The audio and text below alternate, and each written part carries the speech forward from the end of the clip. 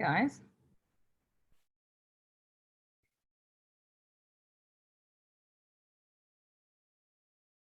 All right.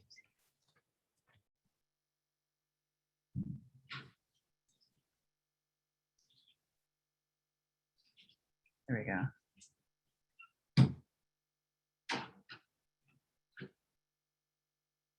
Okay. Hey, everyone. It's me, Kate Stillman. We're doing this masterclass series in part because we have this Living Ayurveda course that so many people benefit from and so many more people have no idea is happening. And so this is our way to let you know what it's about and that it's happening. We start in early October, but we like people to get registered in really as soon as possible so that we can get you ready for it. So today's class is on Rewild and Revitalize your diet with Ayurveda. Last week, if you missed it, we spent we invested a good hour on constitution, on Vata, Pitta, Kapha. You'll have access to all of these replays. People always say like coming live, there's something special about coming live. So we do really encourage you to come live to these sessions. Next week, me and Sarita are talking about pain and healing, chronic pain, chronic healing, illness, trauma, and inflammation. And our fourth class is Robert and I, and each of Alex and Linda and Sarita and Robert they assist me with coaching the Living Ayurveda course mentors, all our Ayurvedic medicine practitioners. And it's cool because you get multiple perspectives. I tend to be a futurist. And so and an innovator. So because of that, I'm less traditional, but I'm kind of showing you where it's going and a bit of where it's merging with modern science, which is what we're going to get in today with microbiome. So the last class is on designing your life, your dharma, relationships, and spiritual growth. It's really like what happens when everything's lining up, like when you're really lining up your constitution with rewilding, with deep healing, then what's then possible for a person, and that's really where that one goes. All right. So today, and those who don't know me, I'll just do a very, very quick introduction. I just have been standing in the same place for 20 years. I'm actually someone who doesn't sit still very often, but I tend to create courses and curriculums that last, and they're innovative and they keep innovating, but while being in these pillar places. So Living Ayurveda course, I've been coaching since 2007. That was the first year I launched it. Yoga health coaching since 2012. Body Thrive, which is our habits course, since 2014. Actually, I think it was 2013.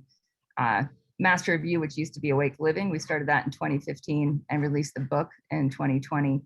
And then Simple Detox, which was the Yogi Detox, which started in 2002, has evolved. So that's a bit of what it's all about. So today we're going to talk about rewilding, and I just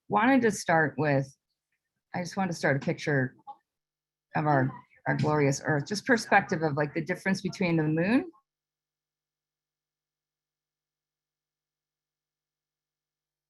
there we go. And when we look at the earth, we notice that it's blue. We notice that we live in a system of water and of earth.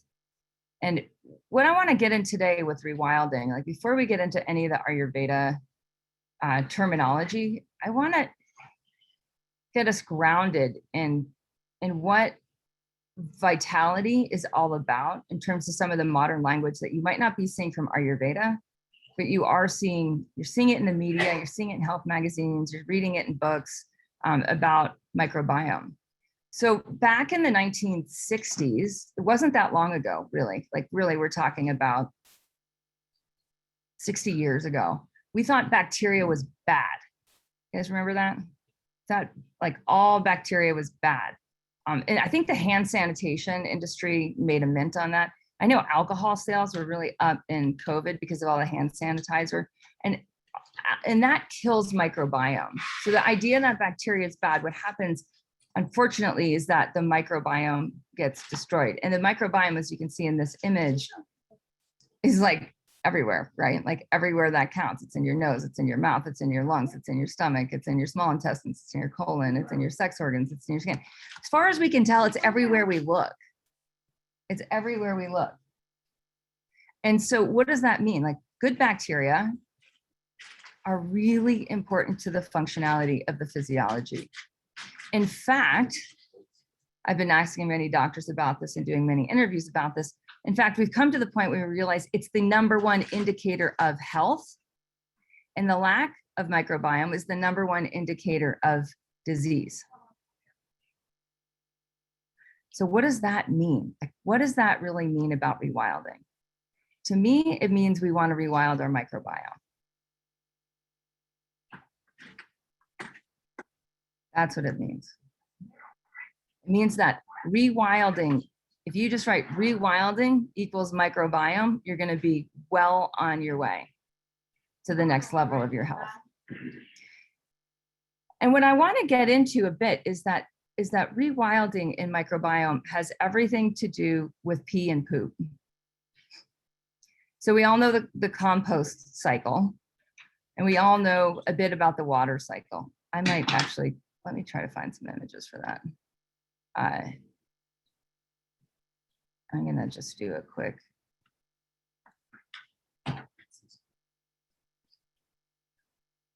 Here we go. I'm going to do a new screen share. Oh, thanks, babe. I know a picture's worth 1,000 words. So here's the water cycle, right? So water, it condenses into clouds, it precipitates, it rains down, it percolates, it evaporates. So it moves in a cycle. Compost moves in a cycle where we eat food and we generate food scraps. Those food scraps become compost, which is what? It's microbiome, right? It's all the little tiny bacteria that start to break down the food and the viruses and the fungi. And so microbiome isn't just bacteria, it's also viruses and fungi, and it's full of genetic intelligence.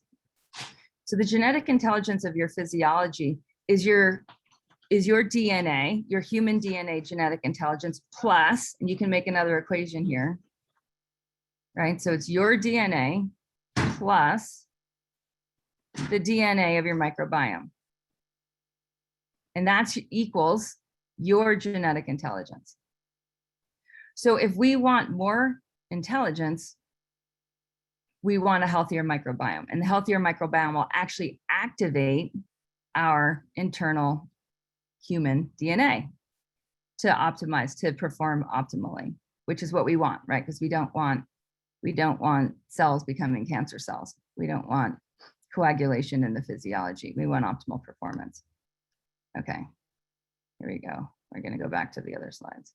Okay, so pee and poop, the breakdown of the cycle is what is generating what we have in terms of the bioaccessibility of microbiome.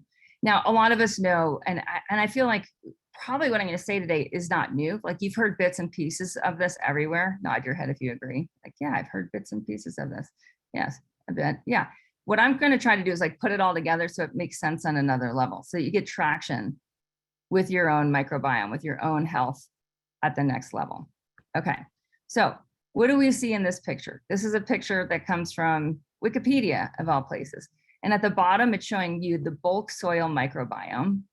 So these are all living viruses and bacteria and fungi that are in the soil. It's showing you that in the plant that there's a rhizosphere. New word of the day, a rhizosphere. That's a cool word, huh? Rhizosphere. So it's the rhizomes. They have their own microbiome. And then you have the phyllosphere. This is happening above. This is the plant surface where it's green. They have their own microbiome.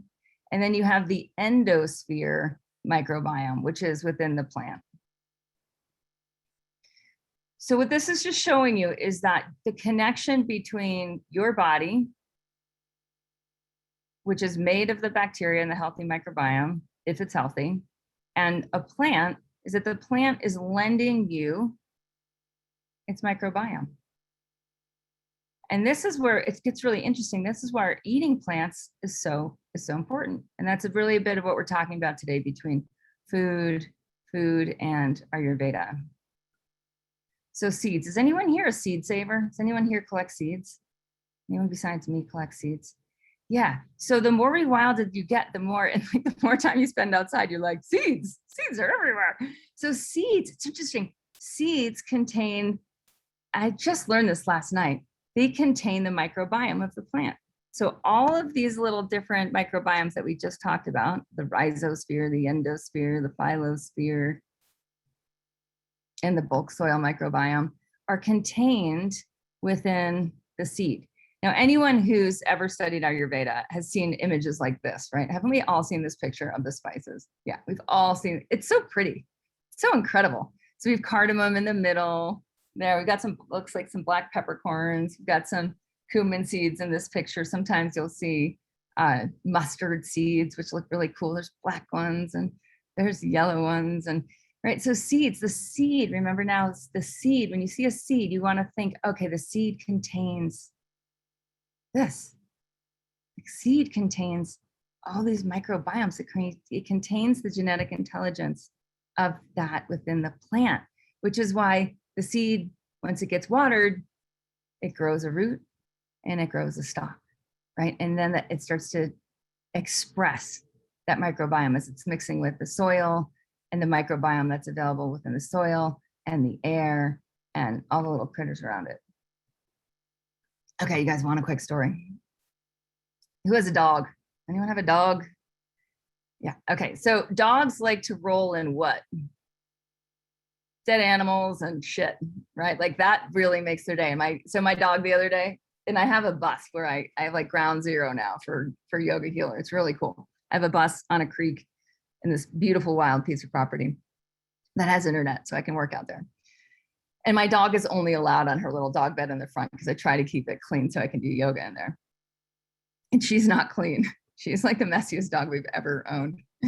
Beautiful mutt, Lucky Dog. So in any case, Lucky Dog has the terrain. It's like horse country and all that. There's lots of animals around. There's lots of, dead animals in the woods. There's lots of like deer and, various animals and decomposition, being that we're very, very close to national forest. So she comes in and she's got like, that when the dog like puts the head down and like tail between the legs, like, I did something that you're going to be mad at me about. So Lucky Dog comes in the bus that way and I'm like, get in your bed. And then I smell and it's like, and that's really like, there's a smell to life. And so my daughter was asking me after I plunged the dog in the creek a few times and washed off the compost, the manure that was on the dog's body, of some animal, I don't even know which one. It's like, why did dogs do that?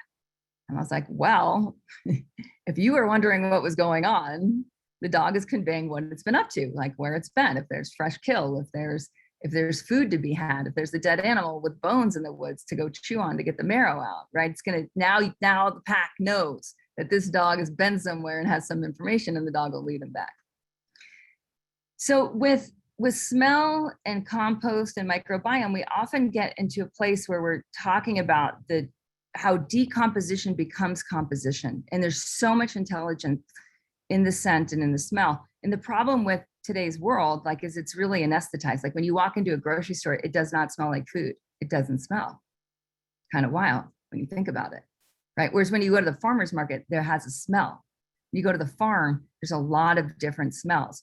So part of what's happened with the microbiome, as we all know, is that it's more or less being destroyed. Michael Pollan wrote a good book, Omnivore's Dilemma, and he talked about how the diversity of the number of plants that we're eating has basically fallen to about 30 in the standard American diet, which is now kind of turning into a global diet.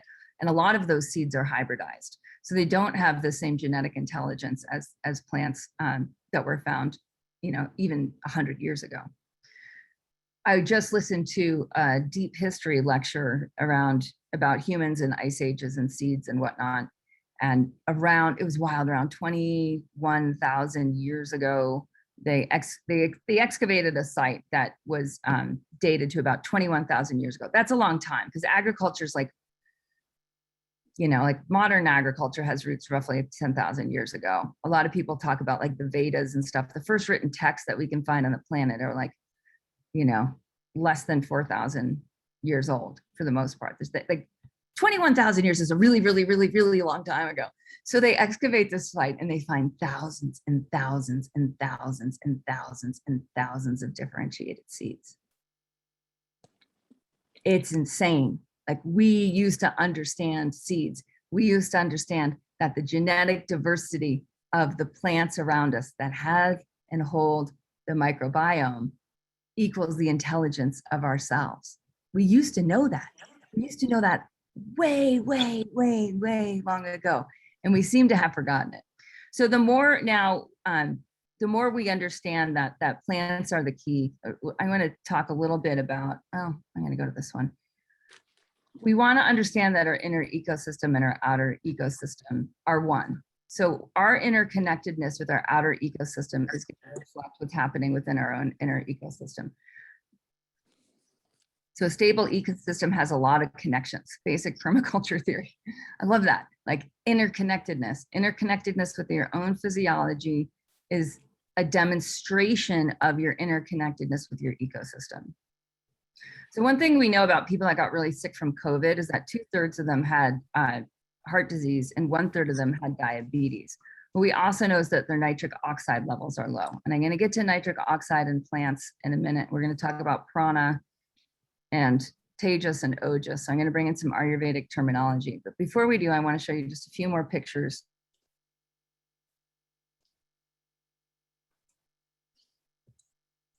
So this is one of my favorite plants. This is the invasive weed called thistle. And what I wanted to show you in this is that, can you see how they share the same taproot? So the thistle plant, it looks like it's growing above the surface. People don't like thistle because it's prickly. And if you step on it or you touch it, you will suffer. Right? And you might get a rash, or it might bite you, kind of thing. It's a very aggressive, very hardy plant. And it throws a taproot down. And the taproot probably grows from the ground, from deep in the soil up, or both, where the seed sprouts on the soil and goes down and then grows the taproot to interconnect underneath. Can you see how it's interconnected? Yeah. So, and that's what gives it so much power. It also is what enables you to get, remember the deep bulk soil microbiome? Yeah.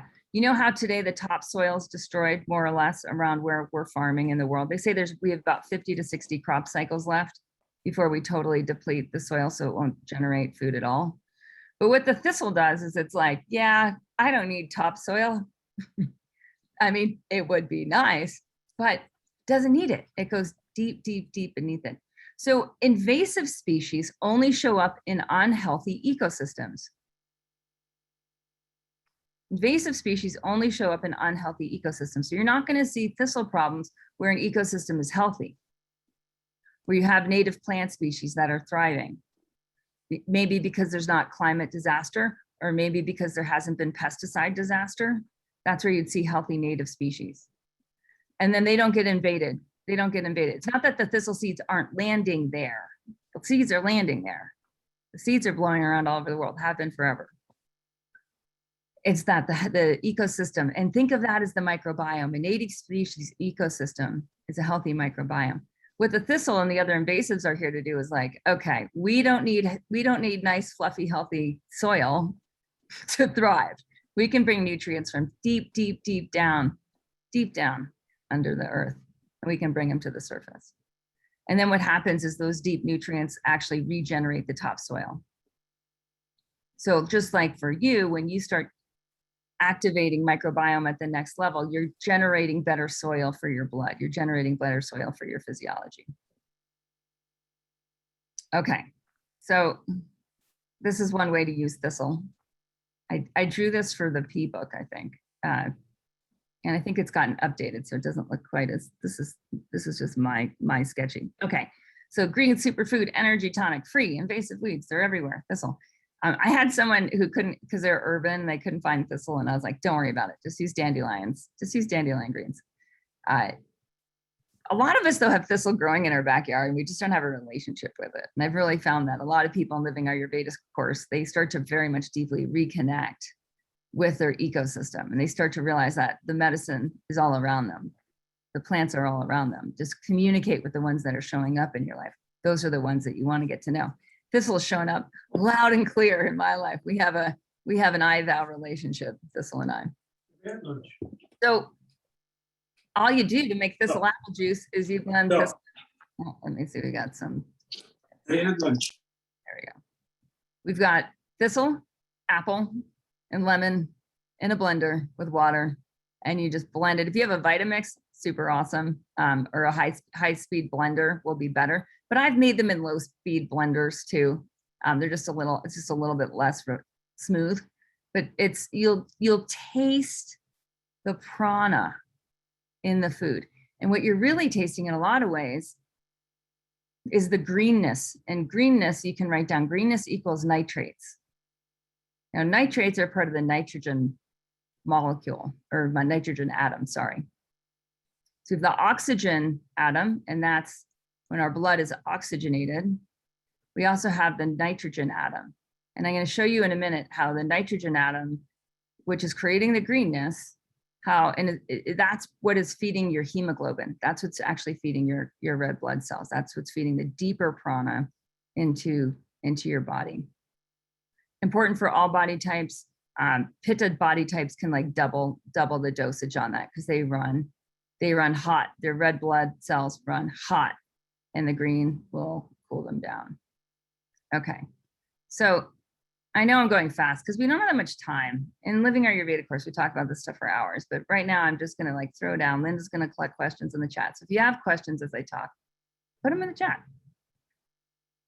Okay, cooperative theory on invasive species. All ecosystems change and are in a state of continuous change. Sounds like your body, right? Like, does anyone feel just a little different than you did yesterday morning because it's a different day? Right? You're in a constant state of change.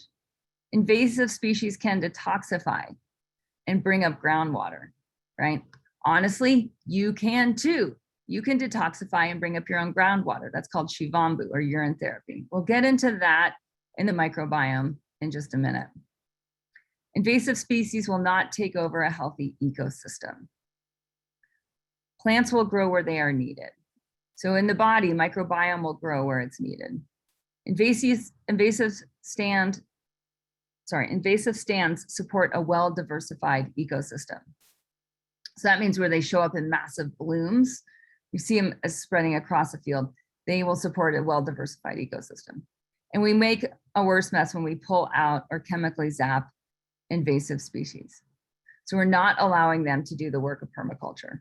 So most in the United States, especially in the West, where we have a lot of large-scale, Midwest and the West, large-scale agriculture, there's basically chemical warfare on the invasive species, which are trying to like regenerate the soil, which are trying to regenerate our bodies. And we're putting more petrochemicals on them. So it kind of sounds like what we're doing in our bodies. The people that are the most sick, we're giving them more and more and more what? Pharmaceuticals, which are made out of what? Synthetic petrochemicals. So we're doing it in the body and we're doing it outside the body. We're doing the same thing. And it's kind of how things tend to work. In Ayurveda, there's another simple equation. I'm going to give you another equation to write down. Like increases like. Opposites reduce each other.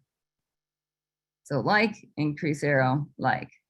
Opposites, what do? They actually reduce each other, downward arrow. They reduce each other. So it's like the more we kind of get caught in the petrochemical mess, the more we do what? Get caught in the petrochemical mess. And so it's in our foods, it's in our crops, right? It's in our bodies, it's in our medicines now. This wasn't the case 100 years ago, but now it is. And the opposite is also true. The more we tune into microbiome, right? And the more we feed the microbiome, the more we feed the microbiome, the more genetically diverse we get, the more, interestingly enough, the more we rewild ourselves. Okay, so there's a gazillion plants and seeds, and the more you get involved with them, the better. So dandelions, purslane. Purslane is really great for Vata types. Again, we talked about constitutions last time because it's sour and salty and moisturizing, and it's high in in the omegas. It's a plant-based, it's kind of like flax. It's high in the omegas. It's super nutrient dense superfood. You can put this in smoothies. You can blend it into soups. It'll have a thickening agent. It's mucilaginous, meaning it adds the softening mucousy effect to a very, so say you're dry, and like we talked about last week, Vata types tend to be really dry. And because they're dry and cold, their digestion gets dry and cold, and they have a hard time absorbing nutrients. There's a hard time actually getting the whole food channel from mouth to anus to flow because of the dryness. It's more like a canyon, right, than like a river. And so to get the river to flow in the canyon, we need to add moisture. And purslane is one of my favorite invasives for Vata types. Any body type can use them. They're all going to be great. All of these are like, none of them are that strong. I don't have a picture of my chickweed, but chickweed is also, you know, chickweed, it's a super delicate one. It's like, it's this tiny green. It's like it grows like a microgreen, and it has this beautiful little white flower, and it grows in these patches. It's super delicate, really good for Vata types because it's just so mild and mellow, but great for all body types. Thistle's going to have more of a cleansing effect on Pitta Kapha types in particular. They can like macrodose both thistle and dandelion. The root of the dandelion, right? It's a diuretic, so it opens the waterways of the body. It detoxes through the urinary tract in particular. It thins the bile. It acts like most leafy greens, meaning it's going to clean the blood. It's going to balance Pitta and Kapha. It's going to clean the liver. The root regulates blood sugar levels in diabetics. So if anyone's like diabetic or pre-diabetic, you can use one of those dandelion root coffee drinks instead of drinking coffee. Cheers to that. All right. Can I keep monologuing? Are we doing okay? You guys keeping up with me? Kind of. Yeah, Soko, we're on. Okay, good. We're now going to take a field trip. We're going to take a field trip to the iPad. Dun, dun, dun, dun. Oh man, it's so cool. So my daughter showed me, I love having a digital native in the house. I was like, sometimes when I try to get the screen mirroring thing to work with my computer, it doesn't work. And she showed me how to do it this morning. Okay, it says it's pulling it up. I don't know why it's so slow. So now at least I can get it to pull up the right screen. All right, it's thinking about it. We have a question, Kate, that you alluded to just a moment ago, which was around, is it just the green parts of the plant or are all parts of the plant valuable? And this was specifically to the first one we talked about, but in general. Yeah, so that go back to that, we want to go back to remember the rhizosphere and the endosphere and the bulk soil microbiome and what was the other one, the phyllosphere. So it's all parts have different parts of the microbiome, and even the seed. So if we look at, oh wow, it's not cooperating. Okay, I'm gonna go to another slide. I think I have a plant part slide in here. Please tell me I do. Oh, it's in another slide deck.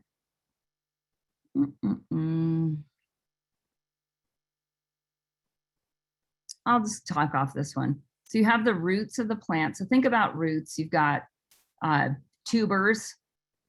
You've got like carrots, parsnips, sweet potatoes, dandelion roots, like herbal roots. Echinacea root is a medicinal.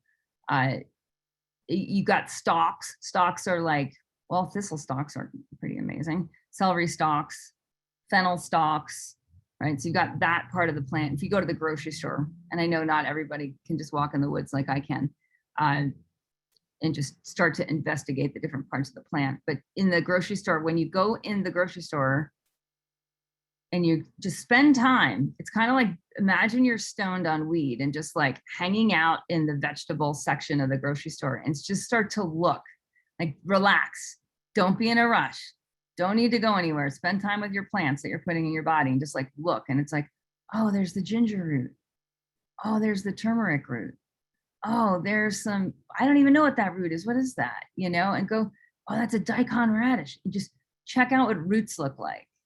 And then check out what stalks, and like go around and be like, oh, where's the stalks in here? And probably you'll only see celery, but like, yay, there's a stalk. Celebrate the stalk. And then like, where are the leafy greens? And go like, oh, there's some lettuce. Okay, there's lots of lettuce, lots of lettuce. And then like, what else is there? Oh, there's some chard. Okay, there's some, maybe dandelion greens are in your grocery store, maybe some mustard greens. And you can see, you can kind of get a sense of like, what is the, you know, thousands and thousands and thousands and thousands and thousands of seeds. What you're going to see is maybe like 100 displays of how that's showing up in the grocery store. Great. Now, the fruits that have the seeds, and then you're going to be seeing these big signs like seedless watermelon or like seedless grapes. And you're like, why'd they take the seeds out? The seeds hold the microbiome, right? Now you're starting to think like an ancient human, right? You're getting rewilded in your physiology. And then you'll see things with seeds in them. You'll see like, oh yeah, the apple has seeds in it and the orange has seeds in it. The bananas used to have seeds in them, but we took those out too. And then you'll go to the spice section and see the seeds in their raw form. Don't look at the powders, just look at the shapes of the seeds. And if you haven't collected seeds and you really want to get in touch with your digestion, like just look at the seeds. Don't think when you go grocery shopping. Let your food body go grocery shopping. Don't let your head is confused. Your head's been confused by modern media. So shop with your body, just like a person in the wood would pick a plant because it looked good. They would pick it because it looked good. Do that in the grocery store. Go in organically from your organs. That's what organically means, from your organs. Act, see, smell, feel. So go to the spice section and you might be like, oh my gosh, those anise seeds, they look like stars. They're so beautiful. I must buy some, right? And smell, like unscrew jars and smell, if you can do that in your grocery stores, if it's not all bottled. Sometimes holistic stores have that where you can like smell into a bottle, or you can open it and just like waft it. You don't have to like stick your nose in it. People freak out, but just waft it, just like, oh, does that smell resonate with my physiology? And that's the seed part of the plant. And they're all important. All the parts of the plant are important for the healthy microbiome. Yeah, good question. Okay, I'm gonna try one more time. If I can't screen share, I'm gonna be super sad.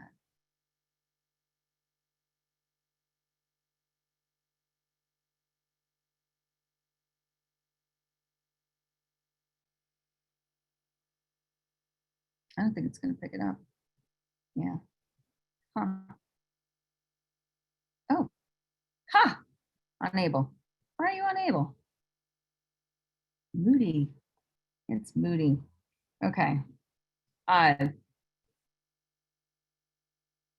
think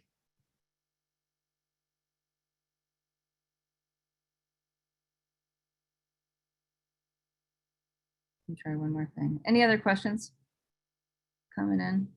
Yeah, in terms of the thistle, how do supplements stack up against the real deal? Will that still, what is the benefit to Pitta, for example? Yeah. Well, I mean, how would you answer that, Linda? Always best to go with natural if it's available. And why? Because the body recognizes it as food. It is part of the body physiology to assimilate the natural product. And what's wrong with parts of plants? Like say even we extract say we just extract curcumin from turmeric. Yeah, we are whole beings, and the whole plant is gives us the full experience. It works cohesively or in cooperation with the body more effectively. Yeah, right. So like I think we have to think like the ancients more. And it's like, how have plants appeared? Like what is recognizable to our own physiology?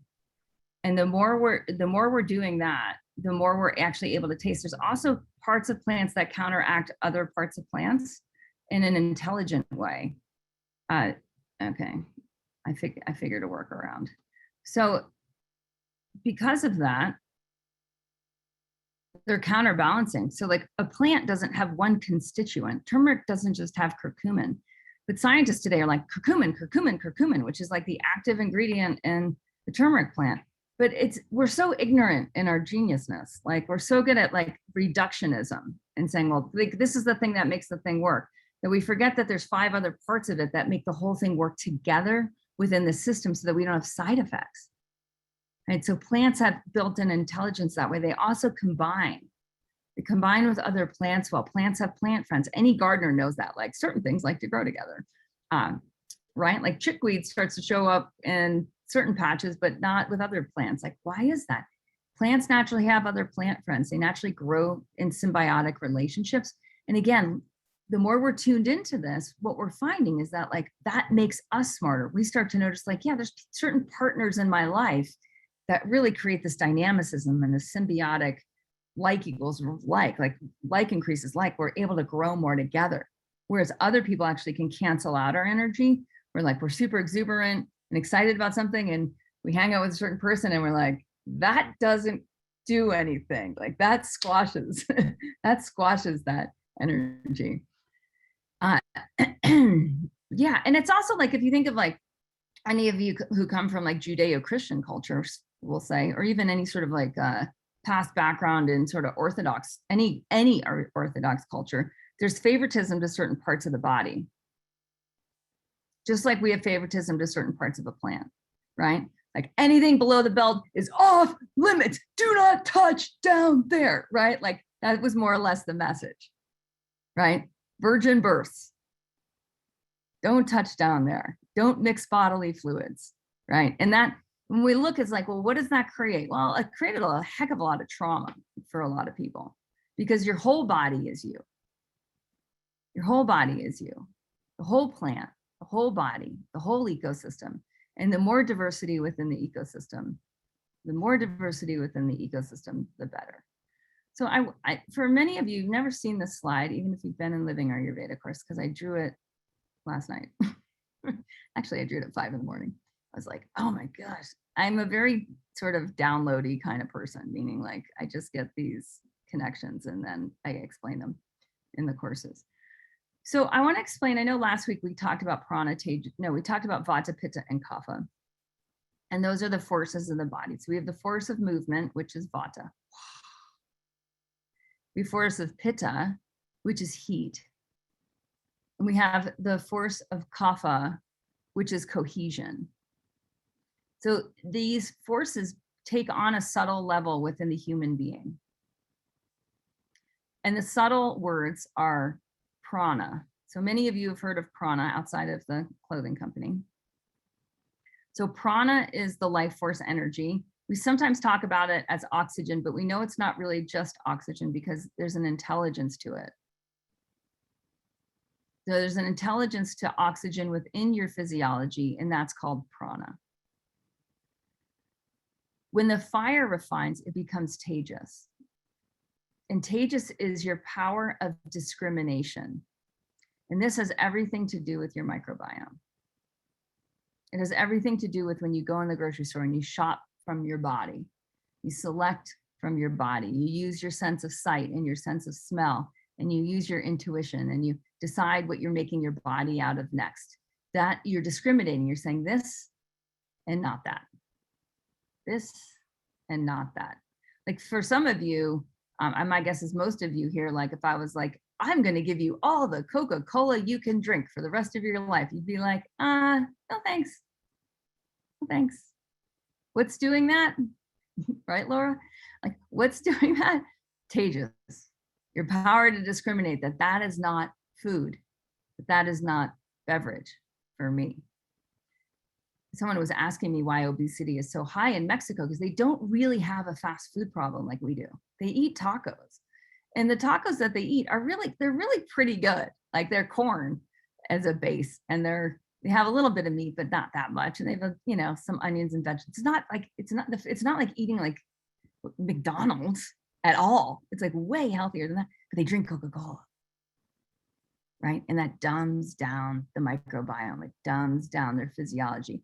because sugar kills the microbiome. Okay, the power to discriminate, that's Tejas. This is food, this is not food. This person is healthy for me, this person is not healthy for me. I should do this with my life, I should do that with my life. That's Tejas. Tejas can get really weak and you can get really confused and you can get into a place where you're spinning your wheels, right? Where you're like, I don't know what to do. I can't make a decision. I'm trapped. I'm stuck. I'm indecisive. That's all when Tejas is low. When Prana is low, I have no energy. I'm not enthusiastic. I don't have any excitement. I don't have vitality. That's when Prana is low. So in Ayurveda, we talk about these subtle doshas as going high and low. Kapha refines, the cohesive principle refines, and it becomes ojas. And ojas is the immune system. The immune system has two parts, the adaptive immune system and the innate immune system. The adaptive immune system is your microbiome.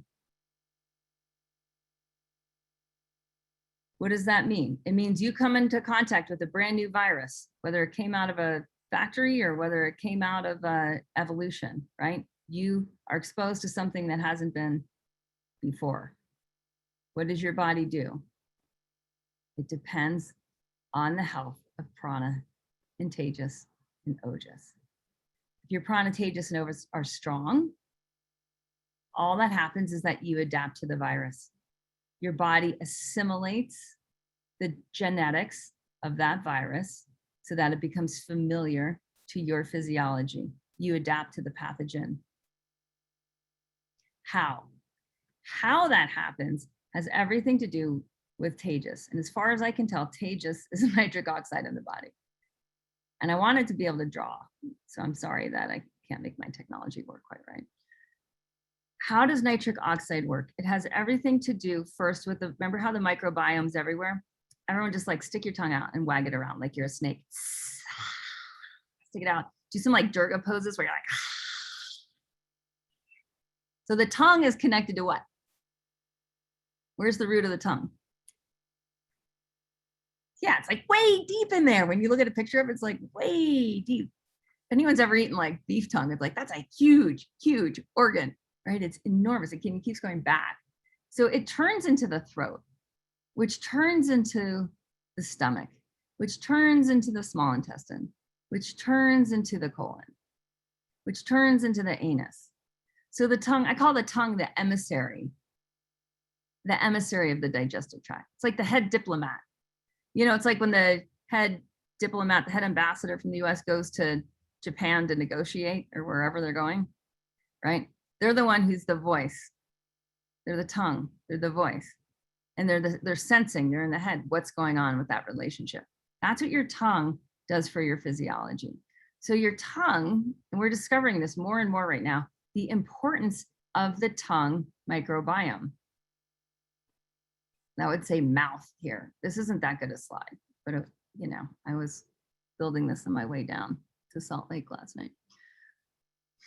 So the tongue has crypts. It has these little teeny, even if your tongue is like perfectly healthy and doesn't have cracks in it, it has these little micro cracks between the tongue. And there's, guess what, living in those cracks?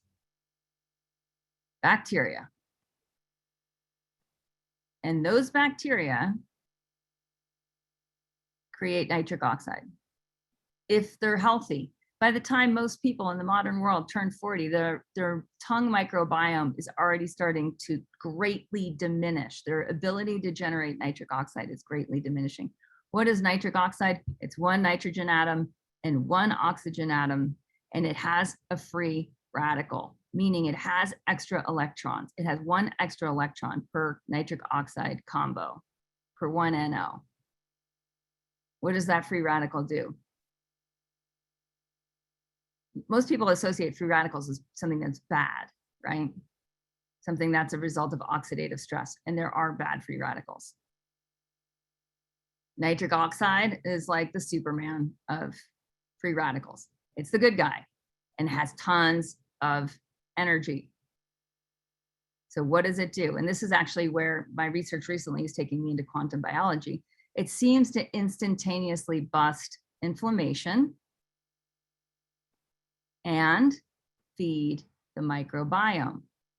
So it's nourishing and detoxifying simultaneously. If anyone is curious about heart health, Google nitric oxide and heart health. You're going to see it's in all the, as a supplement, it's in all, they're putting it in pharmaceuticals now. It's in like all the heart medicines now. It's in Viagra. It's in that which we need to decoagulate channels. It kills the inflammation. It takes the ama. Those of you who understand ama, that which is in the body that shouldn't be in the body is ama. That which is in the mind that shouldn't be in the mind is ama. It annihilates it. It just evaporates it. So when the tongue microbiome is healthy, right, it's generating nitric oxide. One of the easiest, fastest ways to make your microbiome in your mouth healthy, if you want to have like really strong microbiome for the rest of your life and not see it get worse over time, is start to drink your pee, particularly swish it in your mouth. And if that totally grosses you out, water it down. Like start with like 1 part pee, 9 parts water, and then start to adjust the ratio, right? As you get used to it, as it gets stronger and you get used to it. So the whole thing about pee is it's crazy. It's packed with a microbiome and it's packed with nitric oxide already, and it stimulates the good bacteria in your tongue. Why? Because it feeds the microbiome.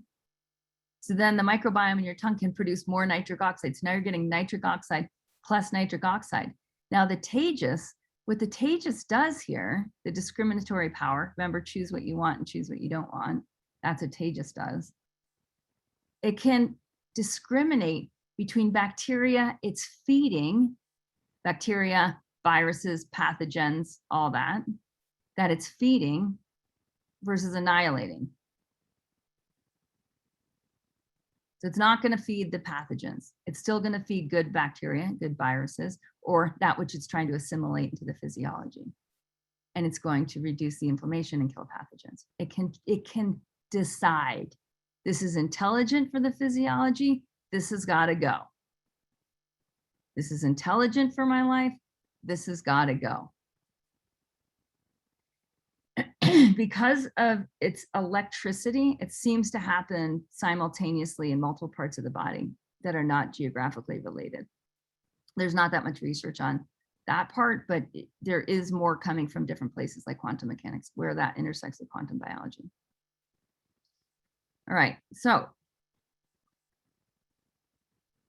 nitric oxide increases the red blood cells' ability to carry oxygen. Decreases in nitric oxide, or what's called nitric oxide dysregulation in the body, decreases. It's interesting, it X's out. It's called free cell heme. There's a free cell heme reaction. I'll put a link in the chat for a lecture on this. It makes it so that the red blood cells can't carry oxygen, which increase negative free radicals in the body, which increase the growth of pathogens and inflammation. And then you have things like cytokine storms. So there's direct relationship with how wild you are and how healthy your nitric oxide levels are. So to really rewild yourself, you start to tune way, way, way more into like what nourishes my microbiome. That which nourishes my microbiome is high in nitrates. Nitrates and nitrates create the nitric oxide within the physiology via the microbiome. Leafy greens, plant foods, right? High in nitrates. Healthy lifestyle, spending time outside, all of that readjusts your microbiome. It increases your prana and your tejas and your ojas. When prana and tejas and ojas all rise together, you develop new capacities of vitality. You also develop new capacities of intelligence. You become more capable. And that's where you see people that are just like super capable people, and you're like, what are they doing? You can assume they have a really healthy microbiome. They're an inter-networked ecosystem. So if we go back to, oops, where's my ecosystem definition, right? We go back to a stable ecosystem has a lot of connections, These connections are super, super intelligent. Within the physiology, when there's not enough oxygen and there's not enough nitric oxide, the body becomes more and more disconnected. Low nitric oxide levels are directly correlated with coagulation. All diseases of coagulation. It doesn't matter which one. It doesn't matter if it's in the heart. It doesn't matter if it's in the fat tissue, right? Where we're storing excess fat. You might have like lipomas or myomas, where you have like fatty cysts in the body showing stagnation, right? It can happen with edema, that's swelling. It can happen with PMS symptoms where your breasts are swelling. Any coagulation, carrying excess weight. That's why carrying excess weight is directly linked to, basically how sick people get with COVID. All right. What else did I want to show you in here? Let's go to this guy. All right, so OGIS is our adaptive immune system. Our adaptive immune system, the more quickly our body can easily adapt to new viruses, pathogens, bacteria, fungi, whatever the newest, hottest thing is on the market, right? Our body's ability to assimilate that genetic information and adapt, and adapt, and adapt, and adapt, and adapt. We and the plants and the bacteria and the viruses have been adapting since the beginning of life, right? Bacteria and viruses far, far, far precede human beings. So do plants. Plants far, far, far. I mean, I think it's in like at least to the magnitude of billion years precede human beings. So plants connect us to deep, deep time, deep genetic intelligence. That genetic intelligence, right, it enables our own physiologies to be interwoven with our changing environment, our always changing environment. I'm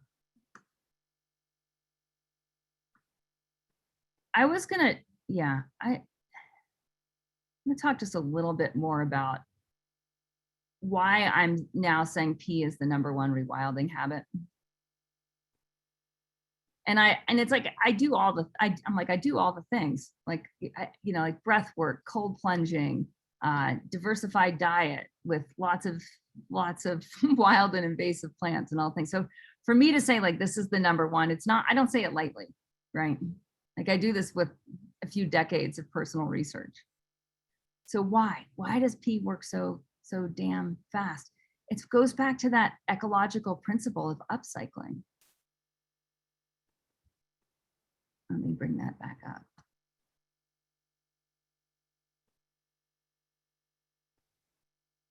Invasive species can detoxify and bring up groundwater. Part of the reason our Tejas is low and people are sick and inflamed, anyone here dealing with, like, if you know you have chronic systemic inflammation, if you have too much on your mind or too much in your body. If I can simplify it to those two things, right? If you have chronic stress, it's oxidative stress. Nitric oxide levels are lower than they need to be. Promise you that, right? And that can result in anxiety, depression, irritability. Too much in the body, you wake up tired, you wake up groggy, you wake up and you've got joint pain, you wake up stiff, you wake up, you've got like, right? Those are all signs that you have chronic systemic inflammation. It may diversify into a number of different diseases, infinite numbers of diseases, which was why we have like increased numbers of autoimmune conditions every year, right? There's like more and more diseases being added to the autoimmune category basically every year because it diversifies. Nature always diversifies.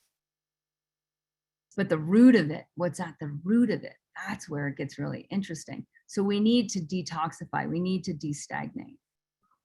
So that's where it goes into like, well, P seems, because of the nitric oxide, because it feeds the microbiome, feeds the good guys, kills the bad guys, right? Superman. Because it does that, it's really quick to have fast and rapid healing. And it's full of all the things. It's electrolyte, it's pH, its pH goes more towards high pH or alkalinity. It breaks down. It's really interesting. The uric acid can dissolve stagnation, like the really hard levels of stagnation in the physiology.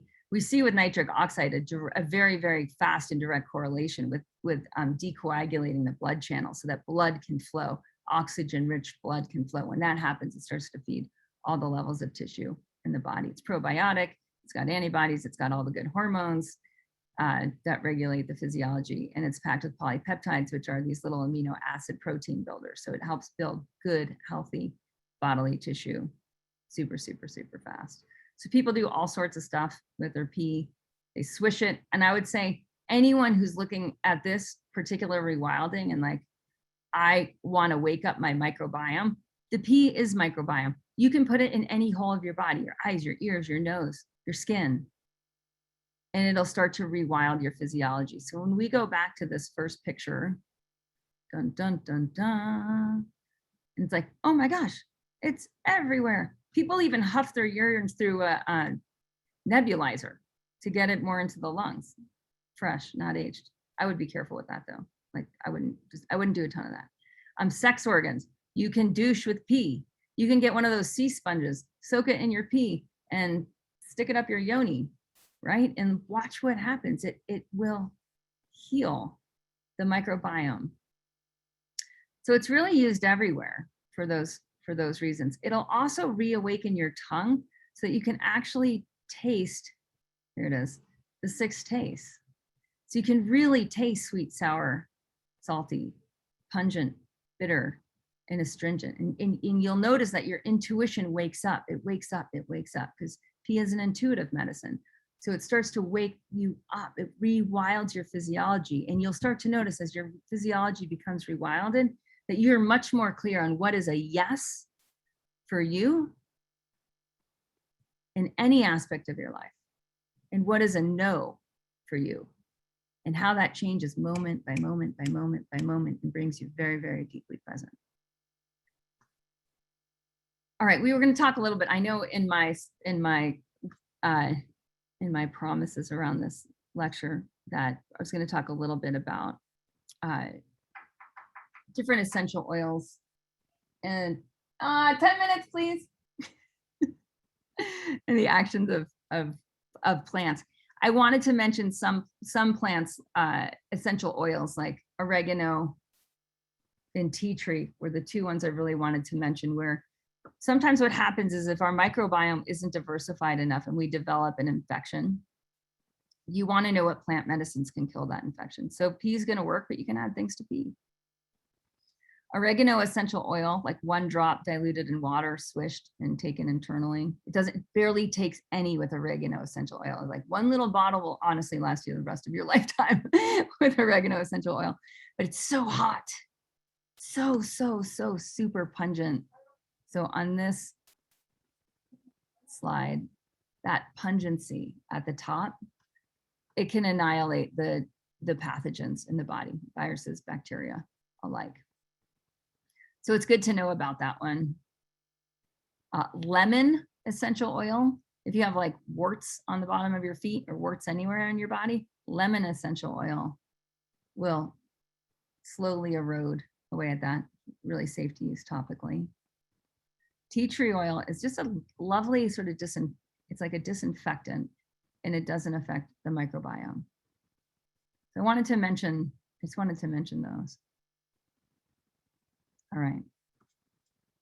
And then I wanted to go over with the Living Ayurveda course. So we spend a lot of time, we invest a lot of our time in Living Ayurveda with understanding these things at a very deep level. So this was a manifesto I wrote a few years ago for the Living Ayurveda course. So know thy cosmos, thy planet, thy ecosystem, know thy species. Know the rhythms, the seasons, the gunas, which are the characteristics in which we can describe life. Know the times of life. Know the ancestors. Know your ancestors. Meaning ancestral wisdom more than anything right there. Like know thy ancestral wisdom. Know thy constitution. Know thy Agni or belly fire. Know thy health history. Spend a lot of time in health history so you can start to put together the disease process and the disease pathway so you can understand how health develops and how disease develops. So it becomes empowering. I interviewed this doctor the other day he wrote The Great American Healthcare Scam. It was fascinating, but he had this belief that disease occurs randomly. And that's really the opposite of what we know in Ayurveda. We say disease has a root. Disease starts from a seed. It grows a root, then it grows a stalk, then it grows a tree, then it grows in fruit, and it diversifies if it's not taken care of at the root level. And so that's what we get to, excuse me, that's what we get to know in knowing our health history, is how do you go from disease, from the full fruited tree, how do you go back to find the root? How do you go back in time so you start to understand how life happens and how disease happens? So it demystifies it. So you feel much less vulnerable, and that disease strikes much less randomly. You become a healer for the people in your life because you understand the process of healing and the process of disease. Know how to nourish thyself, the kitchen and the bathroom. Know how to commune, how to share space and time and stuff and opportunity. Know how to evolve your identity, how to raise your own bar, those capacities I was talking about before, how to thrive, and how to co-lead. So I'll stay on for a few more questions.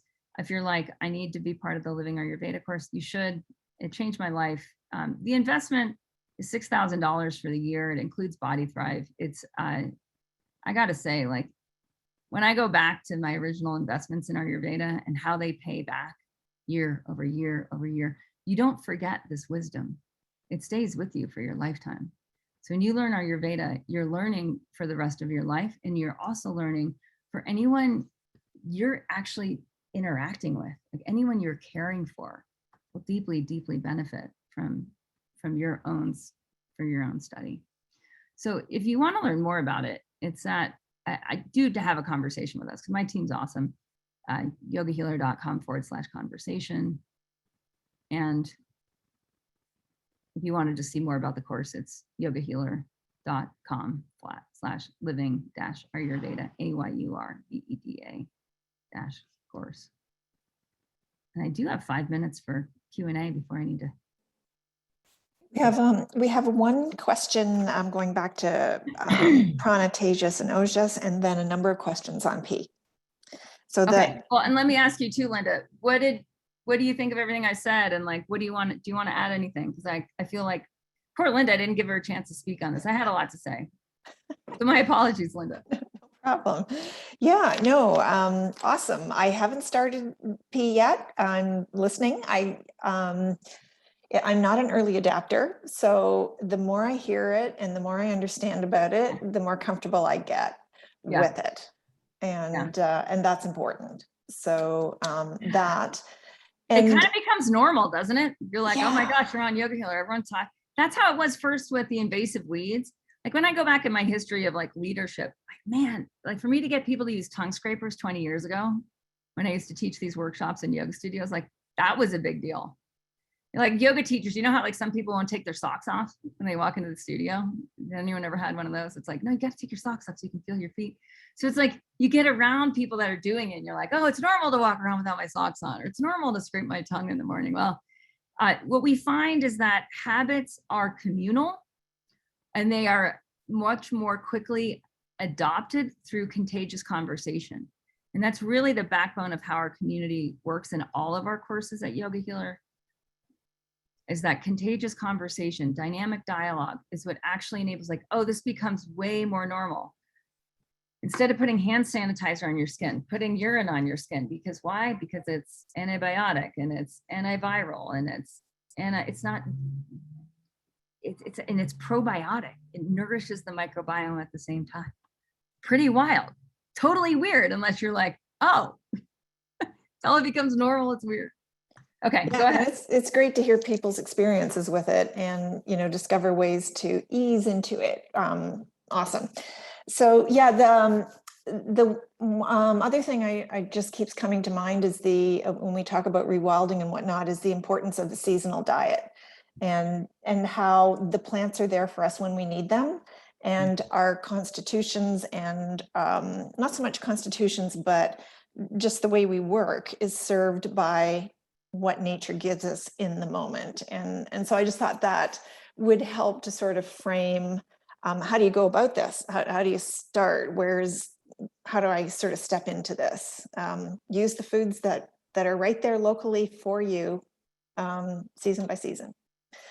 So that was a thought I had. Yeah, right. Like get closer to the farms, get closer to the farmers. Yeah. And then the question was, what can you do to increase prana, tejas, and ojas? And can you get too much of those? Only if they're not rising together. So when tejas goes, say tejas goes like super high, but ojas is low. So what that might look like is like someone who's like really, really like power hungry or money hungry and not taking care of their microbiome at all. Is what'll happen is they'll burn out other people because they're not taking care of their community. So what'll happen in their life is they'll just burn people, and then people will be like, I don't want to be with that person. And their spouse will leave them, or their business partner will leave them, or their customers will leave them because they're an asshole. So that's what high tejas is. High tejas equals asshole. High prana that's not grounded in microbiome, it just kind of, it's like somebody's like really, really, really, really excited, and then like nothing really happens. They're all talk. That's high prana. High ojas, low tejas, low prana is it's unusual. It's not really like, because prana and tejas feed the ojas. Usually at that point, you're just looking at excess kapha. They're just like diseases of stagnation. Yeah. Okay, and then I'm picking out maybe the more general one to start. What if we're going back to the pee conversation. What if your body's dysregulated? Is it still nourishing for you? What was the first part of the question? What if your body's dysregulated? So I'm thinking if you're out of balance is maybe what was intended. What was the first part of the question? What if your body's dysregulated? Okay. Is pee still pee still nourishing? Yes. Pee will correct the dysregulation. It will detoxify and correct the dysregulation. I see there's another question there with nitric oxide and with does your pee have to be clean and clear? No. Start with what you got. Just start with whatever you've got. It'll clean up your tongue. It'll clean up your taste buds really quickly. You'll notice, I don't need this much salt, or I don't need this much coffee, or I shouldn't eat this much ice cream, or whatever, wine, like name your poison, right? You'll get feedback really, really quick. And it is the best nitric oxide supplement. Or you can just supplement with nitric oxide, but like, you want to replenish your microbiome is designed to generate its own nitric oxide. Right. And so you don't really want to supplement with it. You don't want exogenous EXO. You don't want exogenous it from the outside in. You want it from the inside out. You want endogenous. So that's why you're taking your pee, which is endogenous, and you're upcycling it back in. And it's, you guys, I cannot get over how fucking hilarious this is. Like, I really can't. I've studied herbal medicine for 25 years. And I've come down to the point of like, rather than talking about 50 different plant species to balance your 3 doshas, I'm going to talk about your pee, because it's so much more effective and it works so much faster, and it'll wake up your intelligence within your ecosystem. So you'll naturally diversify your diet. Part of that is that tejas, that nitric oxide is tejas, right? So it actually makes you way smarter, getting so much more oxygen in your physiology, because the nitric oxide enables your hemoglobin to carry more oxygen. So yeah, if you're dysregulated, it will take care of that. You can keep eating foods high in nitrates, right? All those different parts of the plant. Fermenting foods is good, right? Because it wakes up the microbiome within the plant, or generates microbiome. Take cabbage, right? When you ferment it, it becomes even more probiotic. So combination of a bunch of things: fresh air, walking. The habits that we do in Body Thrive work for everybody. In my first book, Body Thrive, I really detail that. We do that in the Living Ayurveda course, where it's like, you'll notice these habits regulate your physiology.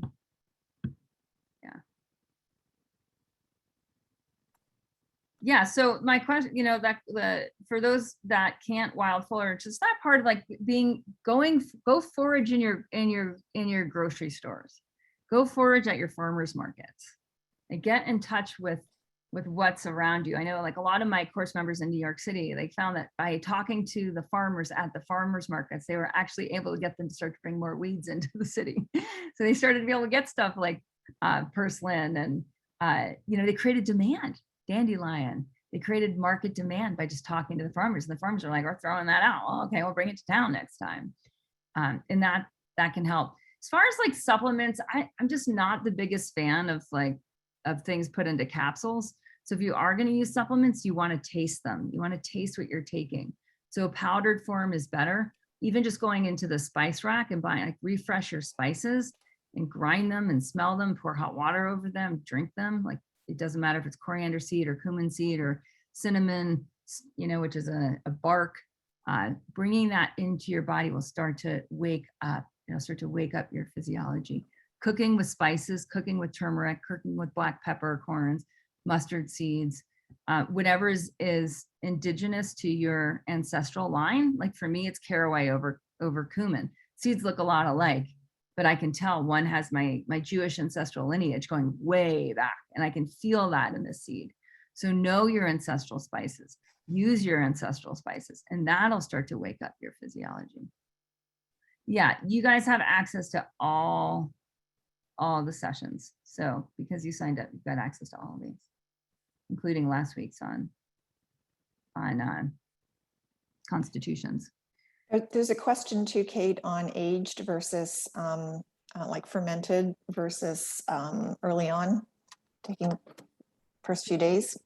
For pea or for pea, yeah. Yeah, so pea's a living liquid. It does become even more amazing, more probiotic, more of a living liquid. So you go to yogahealer.com/PPEE. You can watch that whole workshop. There's like an hour-long workshop on that. So it becomes increasingly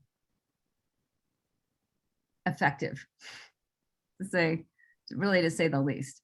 Like but like you got to start somewhere. So most people can't start with aged. It's like the whole thing is so weird. It's so crazy. That's why to me, it's so hilarious. It's like, this is nuts. Our body's a self-contained system, like more or less, that's totally interconnected with the environment. So with aged, what is happening is the taste change, it becomes sweeter. The texture changes. It becomes more like the texture of what we say is the texture of ojas. It becomes more slimy. It becomes more cohesive. It becomes more moisturizing to the physiology. It grows stem cells. It's just fascinating how it doesn't rot. It complexifies. Yeah, and just with any of it, with any of the stuff with pea, like start where you're at. Some people are like me, they just like kind of go whole hog with stuff, and it's like, oh, I'm gonna try it. I'm just gonna dive into the deep end. But other people will dabble for a while or just listen in for a while. All I'm trying to do is normalize it so that everybody knows that, they have their own personal pharmacy within themselves. They have the power to heal within themselves. And because just starting to reconnect that you don't need something exogenous, it's endogenous. You're waking up your biochemistry, you're waking up your microbiome. And as you're doing that, you'll experience better and higher levels of health and personal empowerment. And that's really going to be our fourth masterclass is on the empowerment that happens as a result of knowing your constitution, first lecture, rewilding your microbiome, second lecture. And then next week, we'll go deep into healing and crisis. Okay, you guys, namaste. I got a plane to catch. Go Ayurveda. Talk to us if you're interested. yogahealer.com/conversation. I got to tell you, the Living Ayurveda course will change your life. There's a bunch of people here that could tell you that are on the call here, but we just don't have time. So next week. Mwah! Bye. Thanks, Kate. You bet.